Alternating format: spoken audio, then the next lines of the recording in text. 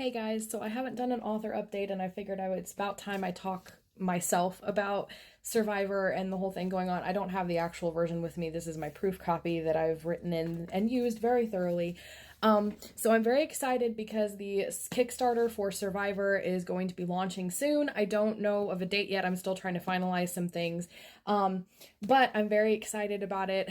I've talked about it a lot already, so you probably have heard, but it's going to have a detailed character guide with some sketches that my editor designed. There are 12 of them. They are so amazing. There's going to have 6 illustrations, a special book signing page, and each paperback and hardback will be exclusively numbered. It's going to have a Spotify playlist page, and a bunch of other goodies. The book itself, I've talked about how it's Survivor, the TV show, but Deadly meets the Hunger Games, but I wanted to talk more about Survivor and just how much I really love this story.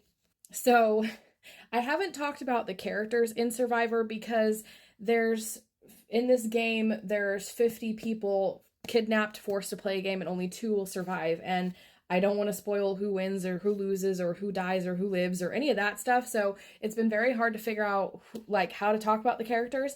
There's a couple of country boys in this that I'm excited, like a fantasy version of that. You got some strong muscled men. You've got men who have roamed around in territories claiming them and scrapping to survive. So you have some very mechanic type guys that are they know how to scrap metal and put things together. There's a couple of Ren women who are pretty tough. There's one in here called Vita. I really like her attitude. She's like this no nonsense kind of tough woman who is very gritty, and she scrapped with her father and brothers and used to roam the surface. You have a couple of innocent women who have been kind of protected. You have one of the elite knight climb women who has been really sheltered and protected by her parents, and she grew up very elite.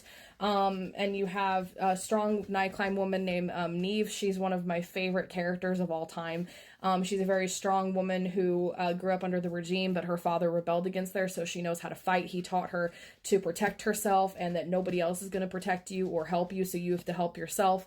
And so she's very much in kind of survival mode. That's kind of how she's had to live. There's a lot of characters like that in this as they go through the games.